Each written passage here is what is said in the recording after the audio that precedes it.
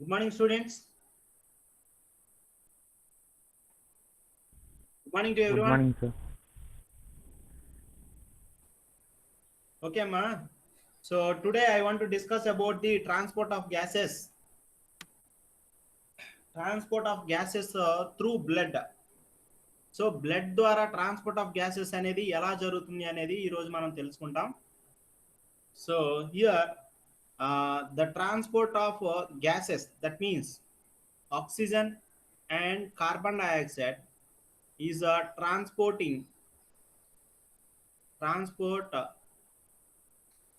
Through blood. రక్తం ద్వారా అవి ఒక ప్రదేశం నుంచి ఇంకో ప్రదేశానికి అవి ట్రాన్స్ఫర్ చేయబడతాయి. ఇక్కడ మనం రెండు భాగాలు తెలుసుకోవాలి. One it is lungs, okay, and here the second one is tissues, కణజాలాలు. ఈ లంగ్స్ నుంచి టిష్యూస్కి ఆక్సిజన్ అనేది చేరవేయబడుతుంది. టిష్యూస్ నుంచి లంగ్స్కి కార్బన్ డైఆక్సైడ్ చేరవేయబడుతుంది. This is through the blood. So in this the transport of oxygen is having some kind of specialized mechanism when compared to the carbon dioxide. So oxygen is transporting by two ways, whereas the carbon dioxide is transporting by three ways because of the diffusibility. As I discussed with you some characters of the exchange of gases, here see this partial pressure of gas. The gaseous exchange is mainly depending upon the partial pressure of gas. And the second one is the solubility of the gas.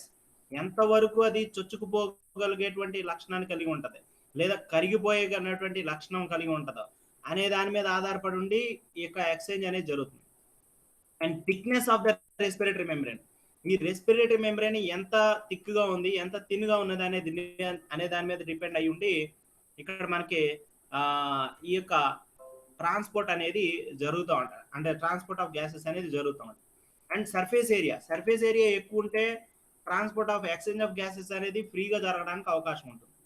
And distance of diffusion, short డిస్టెన్సా long డిస్టెన్సా, lesser డిస్టెన్సా లేదా longer డిస్టెన్సా అనే దాన్ని మనం ఇక్కడ తెలుసుకోగలుగుతాం. ఆ డిస్టెన్స్ని బట్టి కూడా డిఫ్యూజన్ అనేది జరుగుతుంది అనేసి మనం గమనించాలి.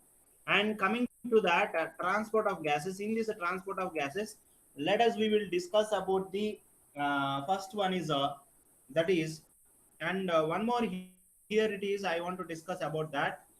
ఇక్కడ మనం చూసినట్లయితే so respiratory gases from lungs to tissues which they are carried out by the arteries. So ఏం క్యారీ చేస్తూ ఉంటాయన ఆర్టరీస్ క్యారీ చేస్తూ ఉంటాయి. సో అందుకనే what kind of blood is present in arteries అని అంటే ధమనులలో ఎటువంటి రక్తం ఉంది అని అడిగితే సో ఇది ఆక్సిజనేటెడ్ ఆమ్లజనిత రక్తం అనేసి మనం చెప్తూ ఉంటాం. కార్బన్ డైఆక్సైడ్ అనేది మనం చూస్తే వీన్స్లో చూస్తాం, it is present in veins. అంటే ఆమ్లజని రహిత రక్తం, ఆమ్లజని సహిత రక్తం అని, దీనేమో ఆమ్లజని రహిత రక్తం. సింపుల్గా చెప్పాలంటే దీన్నేమో మనం చెడు రక్తం అని అంటాం, దీన్నేమో మనం మంచి రక్తం అని చెప్తూ ఉంటాం అనమాట. సో అయితే ఈ కేసెస్లో ఇక్కడ ఆర్టరీస్ క్యారీ చేస్తాయి, ఇక్కడేమో వీన్స్ క్యారీ చేస్తాయి. ఒకే ఒక్క కేసులో మాత్రం ఈ ఆర్టరీస్ వీన్స్ వేరియేషన్స్ ఉంటాయి. అది ఎక్కడంటే హార్ట్ నుంచి లంగ్స్కి వచ్చేటప్పుడు మాత్రం ఇక్కడ వేరియేషన్స్ ఉంటాయి. హార్ట్ నుంచి లంగ్స్కి ఏమో డిఆక్సిజనేటెడ్ బ్లడ్ని ఆర్టరీ తీసుకెళ్తుంది, కార్బన్ డైఆక్సైడ్ ఉన్నటువంటి బ్లడ్. లంగ్స్ నుంచి వీన్స్, పల్మోనరీ వీన్, అదేమో పల్మోనరీ ఆర్టరీ, ఇదేమో పల్మోనరీ వీన్. సో పుప్పుసు ధమనులు, పుప్పుసు సెరలని మీరు వినుంటారు. సో ఈ పల్మోనరీ వీన్ అనేది ఇక్కడ ఈ కేసులో మాత్రమే ఆక్సిజన్ క్యారీ చేస్తారు. ఈ ఒక్క కేసులో తప్ప arteries veins mostly they carry the arteries carries oxygenated blood and veins they carry deoxygenated blood, that means carbon dioxide. Okay, let us we will look into that oxygen transport. What is that oxygen transport? So oxygen transport గురించి మనం తెలుసుకునేటప్పుడు oxygen transport ఎక్కడి నుంచి ఎక్కడ వరకు జరుగుతుంది మీరు ఏమైనా చెప్పగలరా? The transport of oxygen is from which place to which place? ఎక్కడి నుంచి ఎక్కడికి ట్రాన్స్పోర్ట్ అవుతుంది? ఎవరు చెప్తారు? ఇప్పుడే చెప్పాను నేను. Any one of you?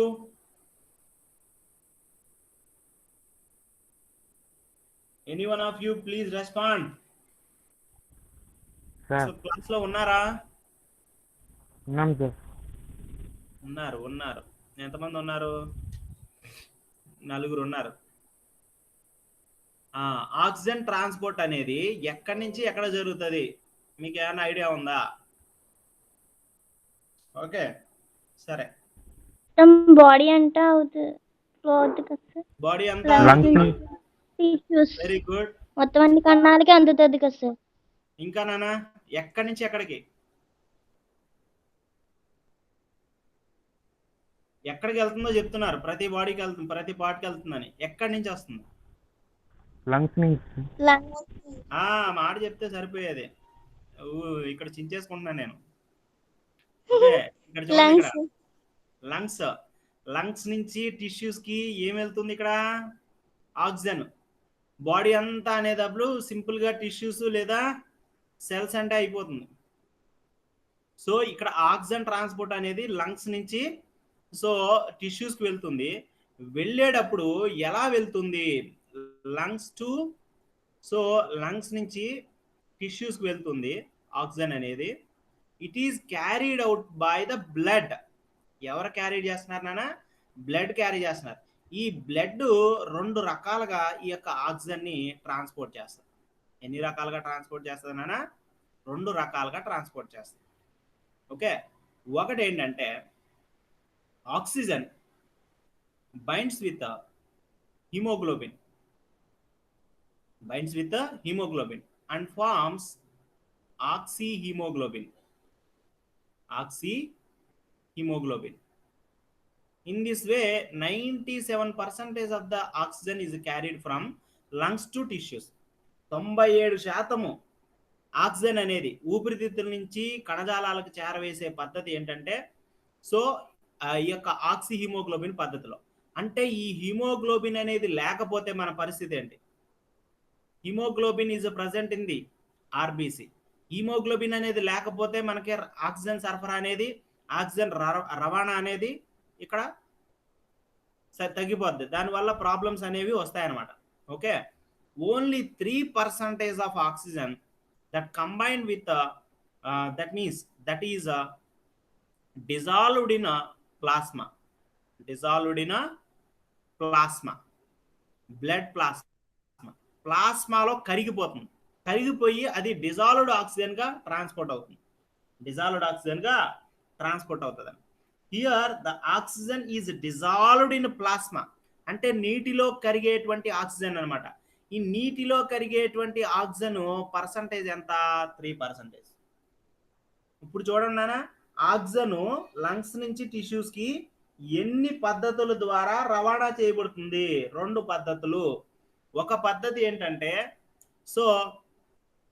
Transport of oxygen by RBC or haemoglobin, and the second one is transport of oxygen in the dissolved state or by the plasma dissolved state లో కానీ ప్లాస్మా వల్ల కానీ. ఇక్కడేమో ఈ కేసులో ఏంటమ్మా? ఫస్ట్ కేసులో ఏంటి? ఆర్బిసి రవాణా చేస్తుంది. రెండో కేసులో ఎంత? ప్లాస్మా రవాణా చేస్తుంది.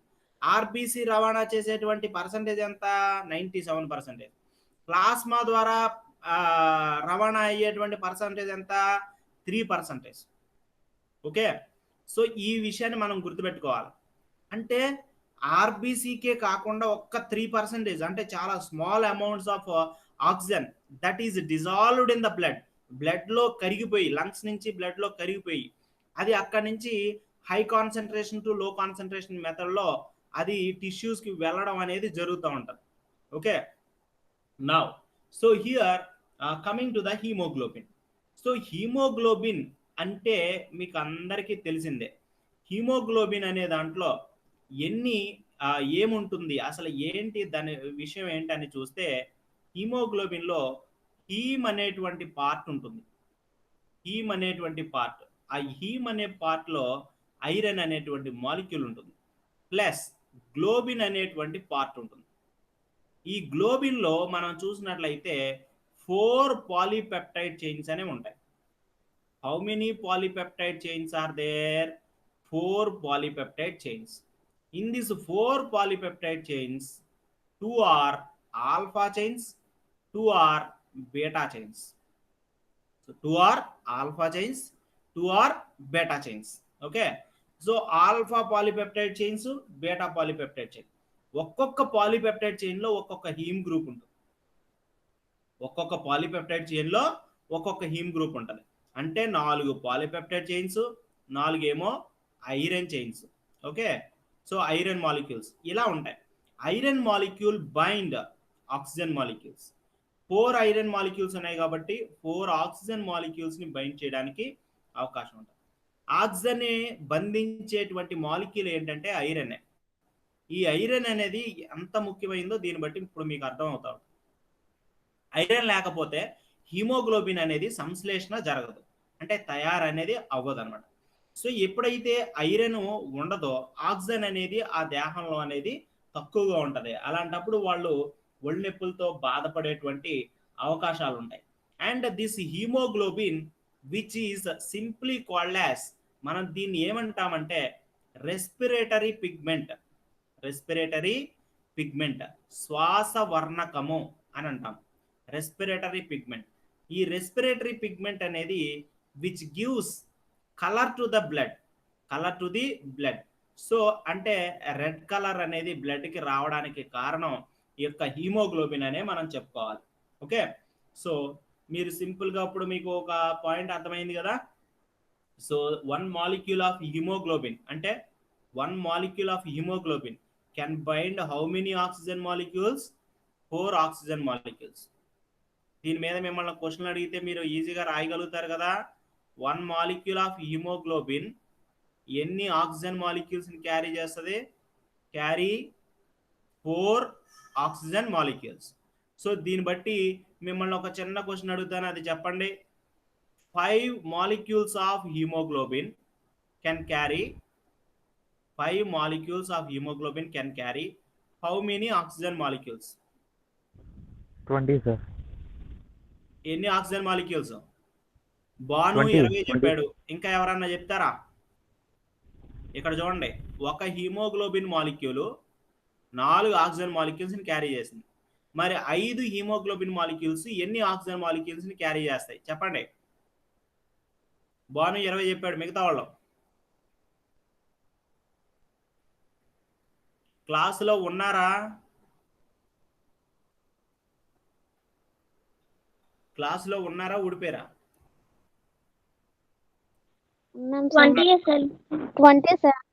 20ఏనా? Okay, very good. అయితే లక్ష్మి అని చెప్తుందంట. Lakshmi, okay. So thank you. So the right answer is 20. The right answer is 20 molecules. అంతే కదా. ఒక హీమోగ్లోబిన్ మాలిక్యూల్స్ 4 క్యారీ చేసినప్పుడు సో 5 మాలిక్యూల్స్ అంటే 5 × 4 20 అవుతుంది. 20 మాలిక్యూల్స్ ఆఫ్ ఆక్సిజన్ ని, ఓకే, 20 మాలిక్యూల్స్ ఆఫ్ ఆక్సిజన్ ని మనం ఇక్కడ చూడొచ్చు. Okay. So that is about that. Next, coming to the next point. About 97% of oxygen is transported in the form of oxyhaemoglobin అని చెప్పాను మీకు. ఇందాకే చెప్పాను మీకు. చూడండి, ఇక్కడ ఆక్సిజన్ హీమోగ్లోబిన్ తో కలిస్తే ఏర్పడినటువంటి దానిని మనం ఏమంటామంటే ఆక్సిహీమోగ్లోబిన్ అంటాం. ఈ ఆక్సిహీమోగ్లోబిన్ లో ఎంత పర్సెంటేజ్ నానా? 97%. రిమైనింగ్ 3% బ్లడ్ ప్లాస్మా ద్వారా ట్రాన్స్పోర్ట్ అవుతుంది. Okay. Now coming to the point. 100 ml of blood, 100 ml of blood, 100 ml of blood that carries 20.2 ml of oxygen from lungs to tissues. So 100 ml of blood ఎంత oxygen carry చేస్తుందన్నా? 20.2 ml of oxygen carry చేస్తుంది. So ఈ యొక్క 20.2 ml లో అది ఇందులో ఈ 20.2 ml లో 19.6%, 6 ml ml ఆఫ్ ఆక్సిజన్ అనేది ఆక్సిహీమోగ్లోబిన్ రూపంలో ఆక్సిహీమోగ్లోబిన్ రూపంలో ట్రాన్స్పోర్ట్ అవుతుంది. సో ఇంకా ఎంత పర్సెంటేజ్ మిగిలింది నాన్న ఇక్కడ? 0.6 ml. This 0.6 ml of oxygen is carried in the form of dissolved state అంటే నీటిలో కరిగిపోయినటువంటి, అంటే ప్లాస్మాలో డిజాల్వ్డ్ స్టేట్ ఇన్ ప్లాస్మాలో కరిగి వెళ్ళేటువంటి పర్సంటేజ్ ఆక్సిజన్ ఎంఎల్ ఎంత? 0.6 ml. మరి హీమోగ్లోబిన్ కి బైండ్ అయి వెళ్ళేది 19.6 ml of oxygen. This is large amount. Okay, so here I want to discuss about the formation. Here it is. Okay, hemoglobin, Hb అంటే hemoglobin molecule can bind 4 oxygen molecules. Okay, so like this, and that forms oxyhemoglobin. So O2 and taken 4. So దీనిని మనం ఏమంటామంటే ఆక్సిహీమోగ్లోబిన్ అని అంటాం. This kind of reaction is reversible. Okay, so reversible అంటే ఈ యొక్క haemoglobin ఆక్సిజన్తో కలిసి ఆక్సిహీమోగ్లోబిన్ తయారయ్యేదేమో లంగ్స్ దగ్గర జరిగితే ఆక్సిహీమోగ్లోబిన్ మరలా హీమోగ్లోబిన్గా ఆక్సిజన్గా విడిపోతుంది. ఎక్కడ విడిపోతుంది అంటే టిష్యూస్ దగ్గర. చూడండి, విచిత్రం చూడండి. సో అందుకనే ఈ యొక్క హీమోగ్లోబిన్ మాలిక్యూల్ని ఏమంటారంటే యాంఫోటెరిక్ మాలిక్యూల్ అని అంటారు. యాంఫోటెరిక్ మాలిక్యూల్ అంటే ఏంటో తెలుసా మీకు? ఒక చిన్న కథ చెప్పుకుందాం యాంఫోటెరిక్ మాలిక్యూల్ గురించి. ఓకే, సో ఇక్కడ మౌనిక దగ్గర అనుకోకుండా ఒక 5 lakhs డబ్బులు వచ్చినాయి అనుకుందాం. అనుకోకుండా అకౌంట్లో పడిపోయినాయి. సడన్గా ధనవంతరాలు అయిపోయింది.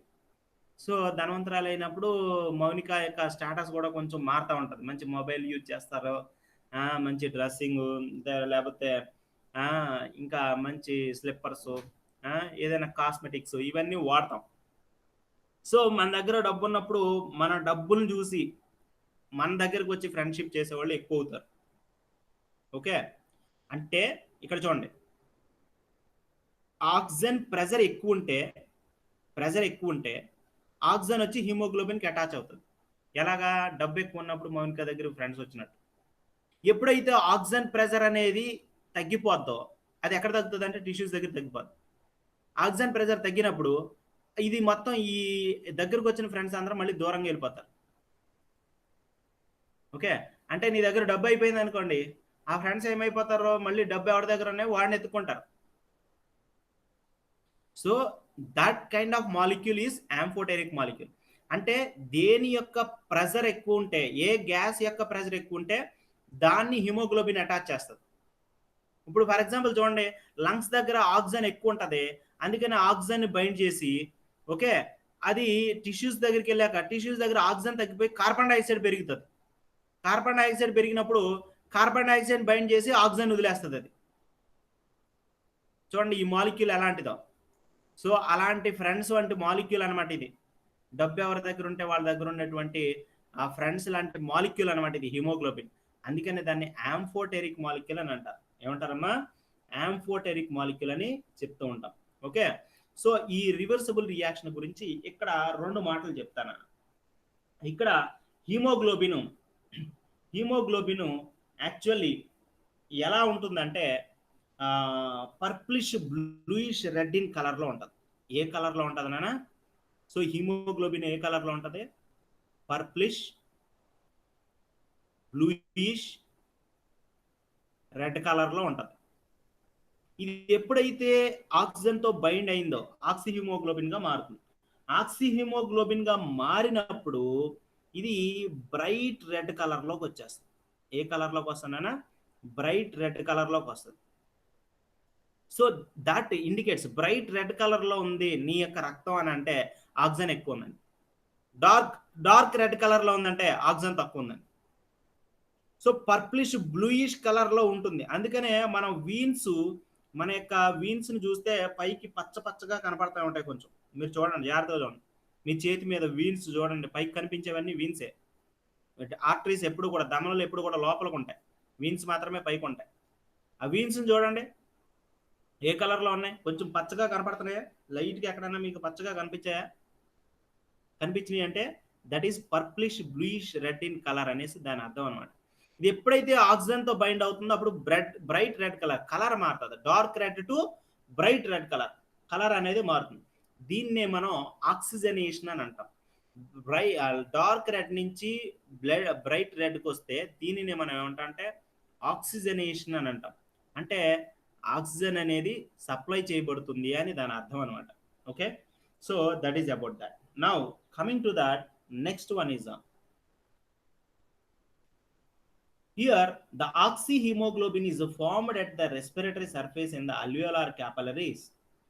This is called as oxygen loading. Oxygen loading is occur due to the more oxygen tension. So అంటే ఆక్సిజన్ అనేది అధికంగా ఉన్నప్పుడు అక్కడ బైండింగ్ కెపాసిటీ కూడా బాగా పెరుగుతుంది. టిష్యూస్ దగ్గర ఆ కెపాసిటీ టెన్షన్, ఆక్సిజన్ టెన్షన్ అనేది తగ్గడం వల్ల అక్కడ డిసోసియేట్ అంటే విడిపోవడం అనేది జరుగుతుంది. ఆక్సిహీమోగ్లోబిన్ మరలా ఆక్సిజన్ గాను తర్వాత హిమోగ్లోబిన్ గా విడిపోవడం అనేది జరుగుతుంది. ఈ విషయాన్ని, ఈ ఈక్వేషన్ మీరు బాగా గుర్తుపెట్టుకున్నారంటే మీకు ట్రాన్స్పోర్ట్ ఆఫ్ గ్యాసెస్ ని ఒక రేంజ్ లో మీరు అర్థం చేసుకున్నట్టు అర్థం అనమాట. ఓకే, సో లంగ్స్ దగ్గరేమో ఆ హిమోగ్లోబిన్ ఆక్సిజన్ బైండ్ అయ్యి ఆక్సిహీమోగ్లోబిన్ ఫామ్ చేస్తుంది. టిష్యూస్ దగ్గరేమో ఆక్సిహీమోగ్లోబిన్ టిష్యూస్ దగ్గర మరలా విడిపోతుంది. So this is the phenomenon that can be seen here it is. Okay, so and next coming to the point, the formation of this oxyhaemoglobin అంటే oxyhaemoglobin ఏర్పడడం అనేది లేదా formation and dissociation అంటే విడిపోవడం, అది తయారవడం అలాగే విడిపోవడం అనేది సో ఇన్ఫ్లుయెన్స్డ్ బై సమ్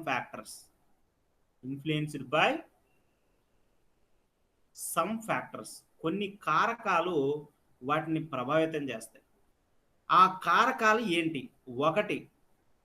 ఒకటి పార్షియల్ ప్రెజర్ ఆఫ్ ఆక్సిజన్. ఒకటేంటమ్మా? Partial pressure of oxygen. రెండవది partial pressure of carbon dioxide. మూడవది pH. నాలుగవది టెంపరేచర్. ఇవి చాలా ముఖ్యమైనటువంటి. ఇవి కాకుండా అంటే 2-DGP డైపాస్పోగ్లిజరిక్ యాసిడ్ అనేసి మనం డైపాస్పోగ్లిజరిక్ యాసిడ్ అనేసి అంటాం కదా, 2DGA అనేసి మనం దాన్ని తీసుకోవచ్చు. సో దానివల్ల కూడా జరుగుతుంది అనమాట. సో ఇక్కడ మనం ఈ ఫ్యాక్టర్స్ గురించి బాగా తెలుసుకోవాలి. ఫస్ట్ ఫ్యాక్టర్ ఏంటమ్మా? Oxygen partial pressure. రెండవ factor carbon dioxide. Next partial pressure of carbon dioxide. మూడవది సో pH, దీన్ని మనం హైడ్రోజన్ అయాన్ కాన్సన్ట్రేషన్ అని కూడా అంటాం. అలాగే నాలుగవది టెంపరేచర్. ఈ 4 కూడా ముఖ్యంగా ఈ యొక్క ఆక్సిహీమోగ్లోబిన్ తయారవడం అలాగే విడిపోవడం మీద ప్రభావితం చేస్తూ ఉంటాయి. Okay, so now coming to that here, so that kind of formation and dissociation of oxyhemoglobin can be described with the help of a kind of curve, that is oxygen dissociation curve.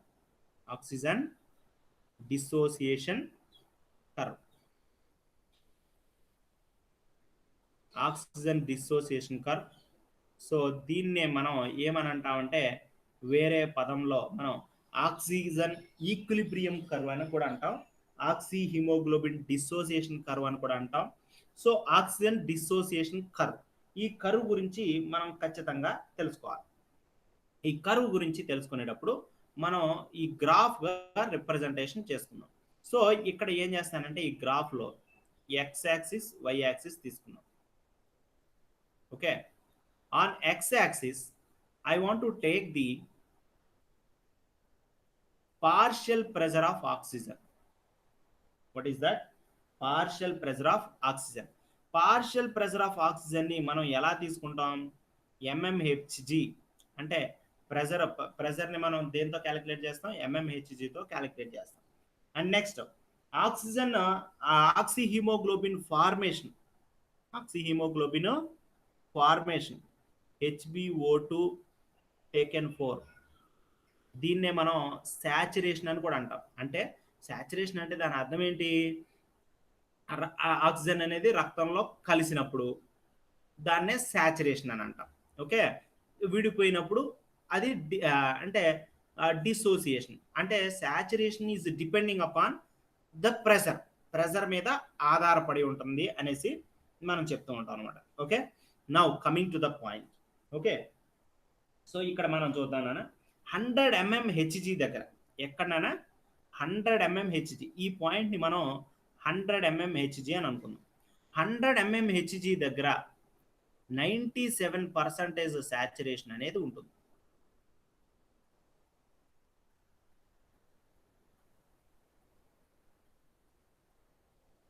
Hundred percentage saturation అనేది not possible because that much of pressure is not exerted in the veins, pulmonary veins. Here the percentage of saturation is about how much percentage? 97%. This is achieved by the calculations which they are taken with the help of the respirometer. Respirometer అనేటువంటి ఆ రెస్పిరోమీటర్ను base చేసుకొని ఈ యొక్క వాల్యూని gain చేయడం జరిగింది. 100 mmHg దగ్గర అంటే partial pressure of oxygen pressure ఎక్కువగా ఉన్నప్పుడు, ఓకే, సో జాగ్రత్త వినండి, ఇక్కడ ఆక్సిజన్ పార్షియల్ ప్రెజర్ ఎక్కువ ఉన్నప్పుడు అది ఎంత? 100 mmHg ఉన్నాడు. 100 mmHg ఉన్నప్పుడు సో ఆక్సిజన్ అనేది హీమోగ్లోబిన్కి బైండ్ అయ్యేటువంటి పర్సంటేజ్ ఎంత పర్సంటేజ్ ఉంటుంది? 97% ఉంది. 97% శాచురేషన్ అని చెప్తాం మనం. శాచురేషన్ ఎంతనా? 97%. అంటే సో ఆల్మోస్ట్ ఆల్ 100%కి శాచురేషన్ అంటే ఆక్సిజన్ అంతా కూడా బైండ్ అవుతుంది అని అర్థం అనమాట. దాని అర్థం అంటే ఇంకా సింపుల్గా చెప్పాలంటే మనం దానికి 97 oxygen molecules can bind, not 100 molecules of oxygen is not bind. So that is due to some other factors. I will discuss about that later. So ఈ పాయింట్ గుర్తుపెట్టుకోండి, 100 mmHg partial pressure of oxygen దగ్గర, okay, ఆక్సిహీమోగ్లోబిన్ ఎంత శాతం ఏర్పడుతుంది అంటే మీరు ఎంత చెప్పాలన్నా 97% అని చెప్పాలి.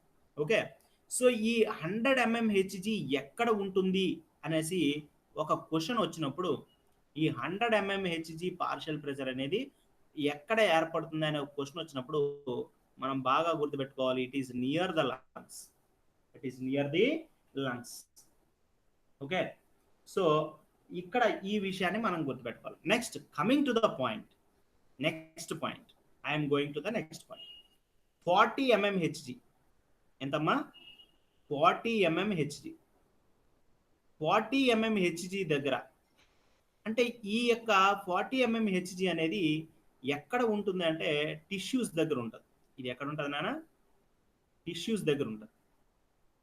లంగ్స్ దగ్గరకు వచ్చేసరికి ఇక్కడ చూడండి, లంగ్స్ దగ్గర ఏమో పార్షియల్ ప్రెజర్ ఎక్కువ. సో టిష్యూస్ దగ్గరకు వచ్చేసరికి పార్షియల్ ప్రెజర్ ఏమైపోయింది? తగ్గిపోయింది. అది ఎంత? 40 mmHg.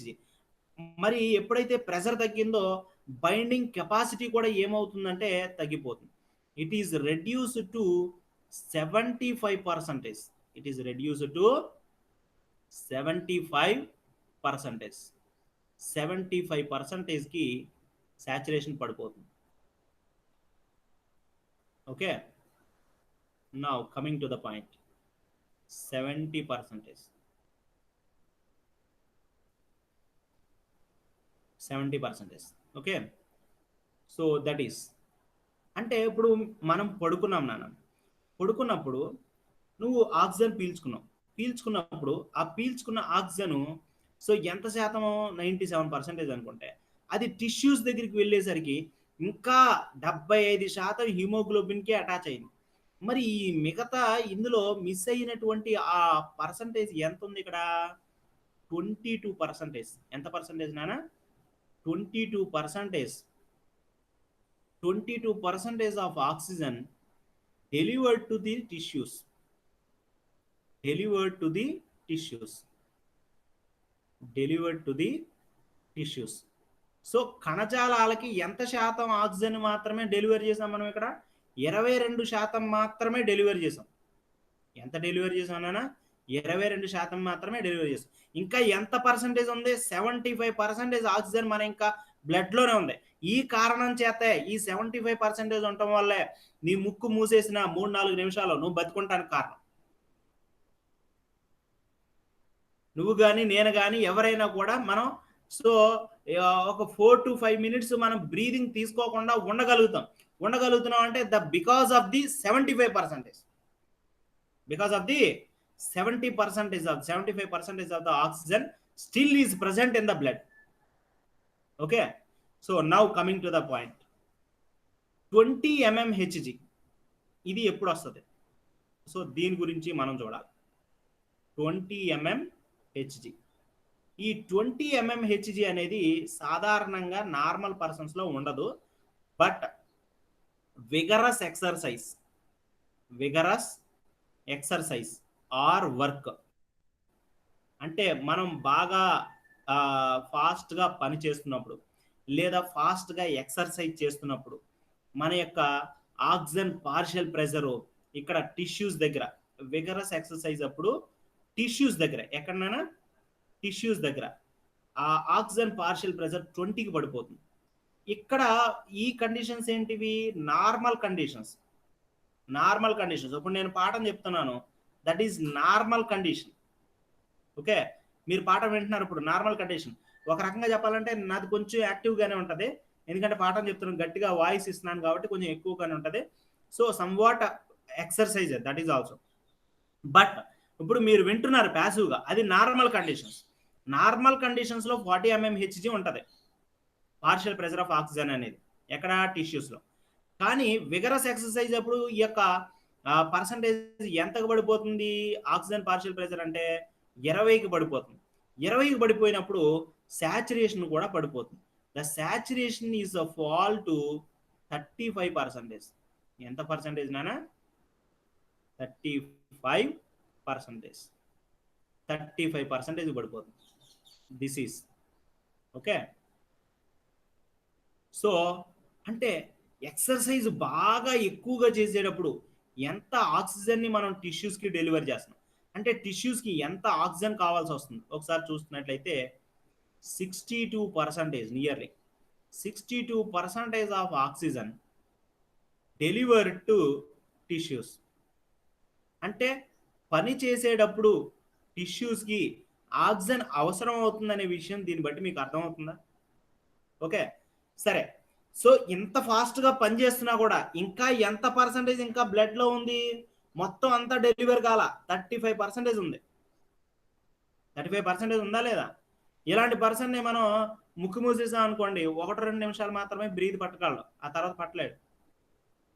నీకు రన్నింగ్ కాంపిటీషన్ పెట్టాను, రన్నింగ్ కాంపిటీషన్ ఒక 1 కిలోమీటర్ పెట్టాను, బాగా పరిగెట్టిన తర్వాత అక్కడికి వచ్చిన తర్వాత వెంటనే నీకు నీ ముక్కు మూసేసాను, నువ్వు చచ్చిపోతావు, 1 minute చచ్చిపోతావు. లేదా నీకు వాటర్ ఇచ్చాను నేను తాగేమని, నువ్వు వచ్చిన వెంటనే ఆ వాటర్ తీసుకొని తాగేసావు అనుకో, ఊపిరి ఆడక చచ్చిపోతావు. మీరు చూసే ఉంటారు లేదో, కానిస్టేబుల్ సెలక్షన్స్కి వెళ్ళేటప్పుడు కానిస్టేబుల్ సెలక్షన్స్కి వెళ్ళేటప్పుడు 5K రన్ ఉంటుంది వాళ్ళకి, 5 కిలోమీటర్లు పరిగెట్టాలి. 5 కిలోమీటర్లు పరిగెట్టిన తర్వాత మధ్యలోనే కొంతమంది చచ్చిపోవడం చూస్తాం మనం, కొంతమంది చచ్చిపోవడం చూస్తాం. అలా అక్కడ వాటర్ తాగొద్దని చెప్తారు ముందే. ఎందుకు చచ్చిపోతున్నారంటే because of this reason. So breathing అంటే ఆక్సిజన్ అనేది బ్లడ్లో తగ్గిపోద్ది. అప్పుడు తగ్గిపోయినప్పుడు ఆక్సిజన్ లేకపోతే వెంటనే గుండె అనే ఆగిపోద్ది, గుండె పట్టేసి ఆగిపోయి గుండె హార్ట్ బీట్ ఆగిపోయి చనిపోవడానికి అవకాశం ఉంది.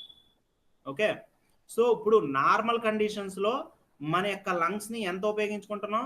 Only 22% of oxygen is delivering to the tissues. Normal కండిషన్స్లో. ఏ కండిషన్స్లోనైనా నార్మల్ కండిషన్స్లో ఓన్లీ 22%. సో అబ్నార్మల్ కండిషన్స్ అంటే లేదా ఎక్సర్సైజ్ కండిషన్స్లో, విగరస్ ఎక్సర్సైజ్ కండిషన్లో సో ఎంత? 62%. అత్యధికంగా మజిల్స్ అనేవి ఆక్సిజన్ని వినియోగించుకోవడం చూస్తున్నాం. ఇప్పుడు ఈ చుక్కలన్నిటిని కలుపుకుంటూ వెళ్తే మనకి ఒక కర్వ్ వస్తుంది. ఇది ఎస్ షేప్లో ఉంటుంది. దీన్నే సిగ్మాయిడ్ కర్వ్ అని అంటారు. ఈ కర్వ్ని ఏమంటారు నాన్న? Sigmoid curve. Sigmoid curve. Sigmoid curve S షేప్లో ఉంటుంది కాబట్టి సిగ్మాయిడ్ కర్వ్ అని అంటాం. Okay, so this sigmoid curve, okay, ఈ కండిషన్స్లో ఇలా ఉంటుంది. This sigmoid curve is moving slightly. So ఈ కర్వ్ అనేది జనరల్గా ఇలా ఉండాలి. ఎప్పుడు మన బ్లడ్ pH 7.2 ఉన్నప్పుడు, మన బ్లడ్ pH 7.2 ఉన్నప్పుడు ఇది ఎలా ఉంటుంది. pHలో మార్పులు వచ్చినాయి అనుకోండి, ఈ కర్వ్ అనేది పైకి కిందగా మూవ్ అవుతూ ఉంటుంది. ఈ కర్వ్ అనేది ఒకవేళ వై యాక్సిస్ వైపు మూవ్ అయితే ఆక్సిజన్ ఎక్కువగా ఉన్నట్టు, ఒకవేళ ఎక్స్ యాక్సిస్ వైపు మూవ్ అయితే ఆక్సిజన్ తక్కువ ఉన్నట్టు అనమాట దాని అర్థం. ఇప్పుడు మీరు ఇలా తీసుకొని చూస్తే ఒక కర్వ్ ఇది ఇలా ఉందనుకోండి, ఇలా ఉంటే దాని అర్థం ఏంటంటే ఇది వై యాక్సిస్ వైపు ఉందని, ఈ కండిషన్స్లో మనకు ఆక్సిజన్ ఎక్కువగా ఉందని అర్థం. అంటే అప్పుడు కార్బన్ డైఆక్సైడ్ తక్కువగా ఉందని దాని అర్థం. అలా కాకుండా ఒక కర్వ్ ఇది ఎలా వచ్చింది అనుకుందాం, ఇక్కడ మన పరిస్థితి ఏంటంటే ఆక్సిజన్ బాగా తక్కువగా ఉంది, కార్బన్ డైఆక్సైడ్ ఎక్కువగా ఉందని దాని అర్థం. So the curve is expressing the levels of oxygen in our body. Okay, so మన దేహంలో ఉన్నటువంటి ఆక్సిజన్ లెవెల్స్ ని ఇండికేట్ చేస్తూ ఉంటుంది. That is the speciality of this oxygen dissociation curve. If this curves moves towards the right side, okay, ఏ సైడ్కి నానా? Right సైడ్కి మూవ్ అయినప్పుడు దీన్ని మనం రైట్ సైడ్ ఇలా మూవ్ అయితే ఇది లెఫ్ట్ సైడ్కి మూవ్ అయినప్పుడేమో మనకు ఆక్సిజన్ తగ్గుతాం. సో ఈ కండిషన్స్లో లెఫ్ట్ సైడ్కి ఎప్పుడు మూవ్ అవుతుంది? టిష్యూస్ దగ్గర మూవ్ అవుతుంది. రైట్ సైడ్కి ఎప్పుడు మూవ్ అవుతుంది? లంగ్స్ దగ్గర మూవ్ అవుతుంది. ఈ వేరియేషన్స్ ఉంటాయి. ఈ మధ్య స్థాయిలో మధ్యలో ఉంటుంది అనమాట. అంటే బ్లడ్లో ఉన్నప్పుడు అటు లంగ్స్ దగ్గర కాదు, ఇక్కడ టిష్యూస్ దగ్గర కాదు, మధ్యలో ఉన్నప్పుడు ఈ మధ్యలో కర్వ్ అనేది వస్తూ ఉంటుంది. The curve is fluctuating depending upon the partial pressure of oxygen. ఈ పార్షియల్ ప్రెషర్ ఆఫ్ ఆక్సిజన్ గురించి నేను కొన్ని విషయాలు చెప్తాను. The partial pressure of oxygen, okay, is 159 mmHg in atmosphere. వాతావరణంలో 159 ఉంటుంది. 104 in alveoli. అల్వియోలైలో ఎంత ఉంటుంది నాన్న? 104 ఉంటుంది. ఓకే, 95 in ఆక్సిజనేటెడ్ బ్లడ్, అంటే ఆర్టరీస్లో అని అనుకోవచ్చు. ఆక్సిజనేటెడ్ బ్లడ్ అంటే ఆమ్లజని సహిత రక్తం.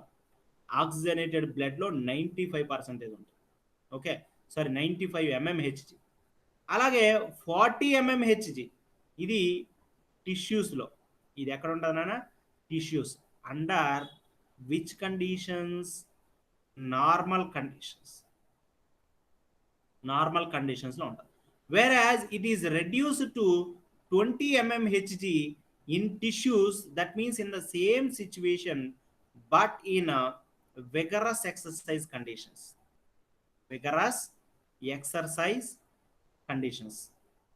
ఇప్పుడు చెప్పండి, మీరు బాగా పనిచేసిన తర్వాత, లేదంటే పైకి ఒక 20 అంతస్తులు మెట్లు ఎక్కిన తర్వాత వాటర్ తాగుతారా? మీరు తాగుతారా? తాగం సార్. తాగకూడదు. తాగితే ఏమవుతుంది? గొంతు పట్టేసి ఊపిరాడక మనిషి చచ్చిపోయే అవకాశాలు ఉంటాయి. సో కాబట్టి తాగొద్దు.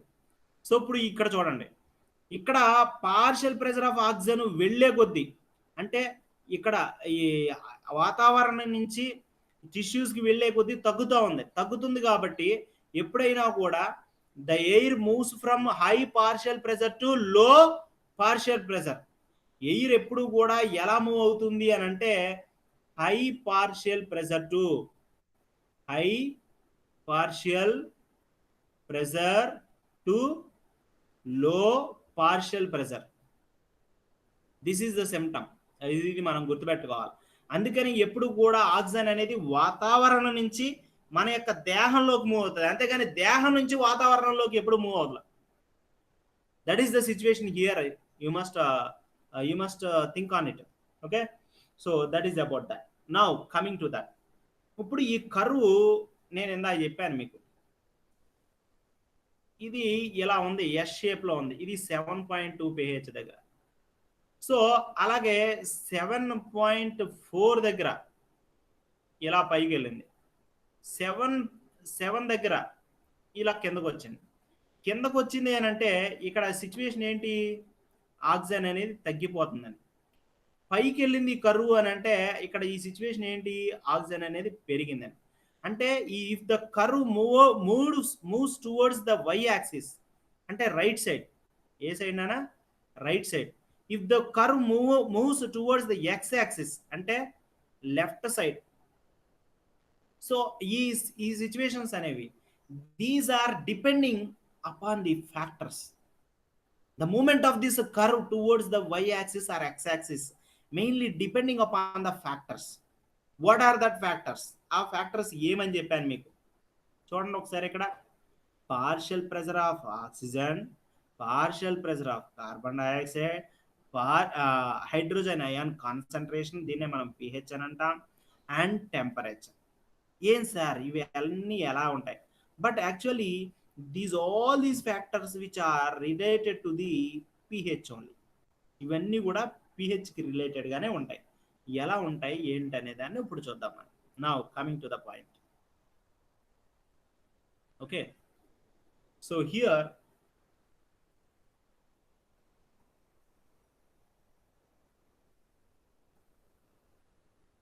when the pH is more then H plus ion concentration is less. So pH పెరుగుతుందంటే H plus ion concentration అనేది తగ్గుతూ ఉంటుంది. ఓకే, pH ఎక్కువ ఉండాలి. అలాగే కార్బన్ డైఆక్సైడ్ పార్షియల్ ప్రెజర్ తక్కువ ఉండాలి. పార్షియల్ ప్రెజర్ ఆఫ్ ఆక్సిజన్ ఎక్కువ ఉండాలి. టెంపరేచర్ తక్కువ ఉండాలి. ఈ కండిషన్స్ ఎక్కడ ఉంటాయంటే లంగ్స్ దగ్గర ఉంటాయి. So these kind of conditions favours the binding of oxygen,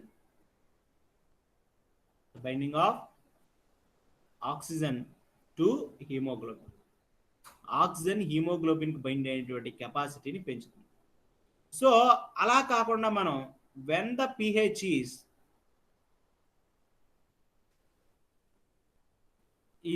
less, when the pH is less, then H plus ion concentration is more.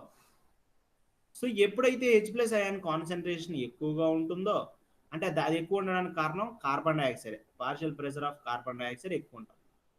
అలాగే ఆక్సిజన్ ఇక్కడ తక్కువగా ఉండడం, అలాగే ఇక్కడ టెంపరేచర్ కూడా అధికంగా ఉండడం. ఈ సిచ్యువేషన్స్ అన్నీ కూడా ఎక్కడ ఉంటాయంటే టిష్యూస్ దగ్గర ఉంటాయి. టిష్యూస్ దగ్గర ఈ సిచ్యువేషన్స్ ఉన్నప్పుడు so those are responsible for dissociation అంటే విడిపోవడం, dissociation of oxygen from haemoglobin. Haemoglobin నుంచి ఆక్సిజన్ అనేది విడిపోతుంది ఈ యొక్క ఫ్యాక్టర్స్ వల్ల, ఈ కండిషన్స్ వల్ల. సో ఈ కండిషన్స్ ఎలా ఎందుకు వస్తాయి అనేదాన్ని మనం వివరిద్దాం. Okay, so this is I will discuss about that conditions in the next class.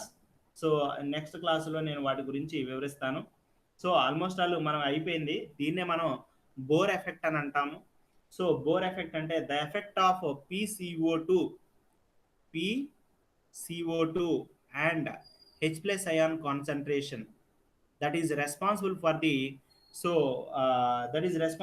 the affinity of oxygen to haemoglobin. అంటే ఈ యొక్క రెండు కారకాలు ఆక్సిజన్ హిమోగ్లోబిన్కి బంధింపబడడం అనేది అన్ని ప్రభావితం చేస్తాయి. ఆక్సిజన్ అనేది హిమోగ్లోబిన్కి బంధించబడాలి అని అంటే కొన్ని కారకాలు ప్రభావితం చేస్తాయి. ముఖ్యంగా ఈ రెండు కారకాలు ప్రభావితం చేస్తాయి. సో దీనిని ఈ యొక్క ఎఫెక్ట్ని ఏమని అంటారంటే బోర్ ఎఫెక్ట్ అని అంటారు. ఏ ఎఫెక్ట్ అంటారు నాన్న? బోర్ ఎఫెక్ట్ అని అంటారు. మీరు 2 మార్క్స్ క్వశ్చన్కి దీన్ని ఇంటర్మీడియట్లో చదువుంటారు. బోర్ ఎఫెక్ట్ అంటే so the effect of PCO2 partial pressure of carbon dioxide and H plus ion concentration that affect the affinity of the oxygen to hemoglobin. అంటే ఆక్సిజన్ హిమోగ్లోబిన్కి బంధింపబడేటువంటి ఆ యొక్క బంధాన్ని ప్రభావితం చేస్తాయి కాబట్టి ఆ ఎఫెక్ట్ని ఏమంటారంటే బోర్ ఎఫెక్ట్ అని అంటారు. Okay, so this is enough about the transport of oxygen. Thank you నాన్న, thank you to one and all.